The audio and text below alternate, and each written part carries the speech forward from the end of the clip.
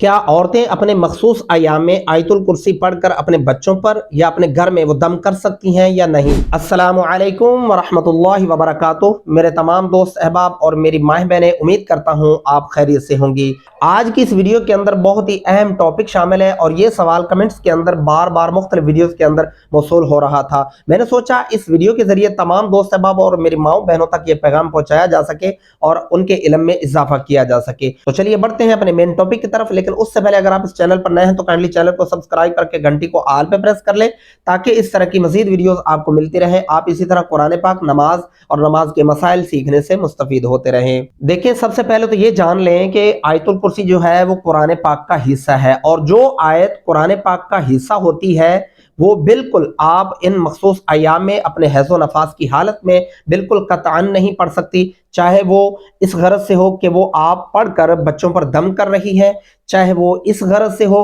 کہ آپ پڑھ کر خیر و برکت کے لیے گھر میں چاروں طرف پھونک مار رہی ہے، یا وہ اس غرض سے ہو کہ وہ آیا آپ اس کے اوپر کوئی خاص وظیفہ کر رہی ہے، آپ کو زبانی یاد ہے، تو اس صورت میں آپ سمجھتی ہیں کہ کوئی مسئلہ ہی نہیں ہے، آپ آیت الکرسی پڑھ سکتی ہیں۔ تو ایسا بالکل ہرگز مت کریں، نہ کریں، کیونکہ اس کی وجہ سے اگر آپ ایسی غلطی کر رہی ہیں تو پھر اس کی وجہ سے کافی سارے مسائل کا آپ کو سامنا کرنا پڑ سکتا ہے۔ گھر سے خیر و برکت اٹھ جاتی ہے، لڑائیاں جھگڑے مسائل وہ آنا شروع ہو جاتے ہیں، اور بہت جو ہے بڑا گناہ ہے اس کو حیض و نفاس کی حالت میں اور مخصوص ایام میں آیت الکرسی کا ورد رکھنا، آیت الکرسی پڑھنا، یا اس کے علاوہ کوئی اور صورت بھی آپ کو آتی ہے تو وہ بھی آپ زبانی پڑھنے سے گریز کریں۔ اور میں اپنے تمام دوست احباب جو مجھے اس وقت دیکھ رہے ہیں، میں ان کو بھی یہ پیغام دینا چاہوں گا، دیکھیں خدا را اگر آپ کو ان مسائل کے بارے میں پتا ہوگا تو آپ اپنی بیوی، بیٹی، ماں، بہن، ان تمام عورتوں کی تربیت کر سکیں گے، اور اسی لیے ایک مرد کی بھی یہ ذمہ داری ہے کہ ایسے مسائل کے بارے میں اس کو بھی علم ہونا چاہیے۔ جو اس وقت میری ماں بہنیں مجھے دیکھ رہی ہیں،